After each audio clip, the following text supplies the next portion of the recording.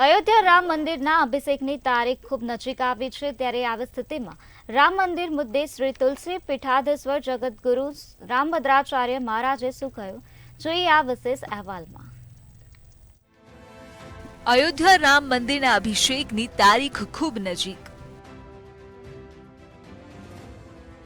રામ મંદિર મુદ્દે શ્રી તુલસી પીઠાધીશ્વર જગતગુરુ રામભદ્રાચાર્ય મહારાજે જણાવી આપવીતી। 1974માં ઇન્દિરા ગાંધીએ તેમની આંખોના ઓપરેશનનો મૂક્યો હતો પ્રસ્તાવ। જગતગુરુએ પ્રસ્તાવને ઠુકરાવતા કહ્યું કે દુનિયા હવે જોવાલાયક નથી। રામ મંદિર માટે 75 આંદોલન નિષ્ફળ ગયું, પછી કોઈક રીતે 76મું આંદોલન સફળ થયું।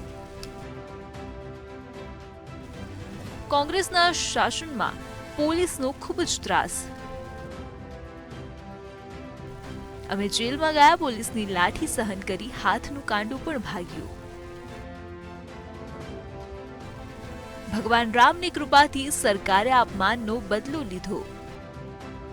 અયોધ્યા રામ મંદિરના અભિષેકની તારીખ ખૂબ નજીક છે। આવી સ્થિતિમાં રામ મંદિર મુદ્દે શ્રી તુલસી પીઠાધીશ્વર જગતગુરુ રામભદ્રાચાર્ય મહારાજે જણાવ્યું હતું કે 1974માં કેવી રીતે ઇન્દિરા ગાંધીએ તેમણે તેમની આંખોના ઓપરેશનનો પ્રસ્તાવ મૂક્યો હતો, પરંતુ જગતગુરુએ આ પ્રસ્તાવને ફગાવી દીધો। આ ઉપરાંત તેમણે એવું પણ જણાવ્યું હતું કે જે રીતે એક માળી તેણે રોપેલા વૃક્ષમાં ફળ ફૂલ આવવાની રાહ જુએ છે, એવી જ પ્રતીક્ષા હું રામ મંદિરની પ્રાણ પ્રતિષ્ઠાની કરી રહ્યો છું।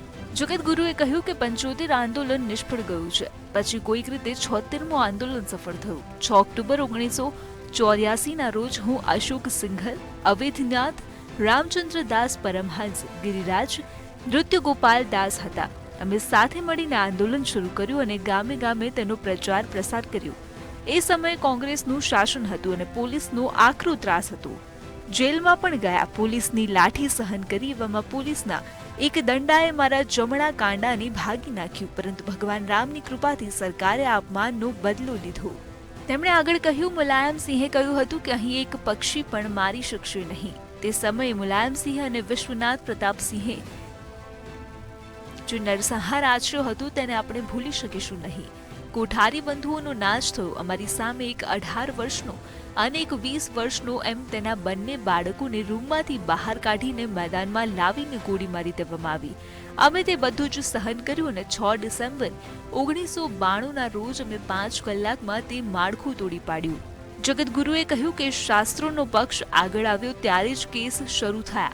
બધા શંકરાચાર્યોએ ના પાડી। આખરી મારી પાસે આવ્યો અને એવું બનતું રહ્યું છે કે જ્યારે ફરિયાદી સગીર હોય છે ત્યારે તેના માતા પિતા કે ગુરુ તેનો પક્ષ લેતા હોય છે। ના કેસમાં રામલલ્લા સગીર હતા। મેં તેનો પક્ષ લીધો કારણ કે તે ગુરુ ગોત્રના છે।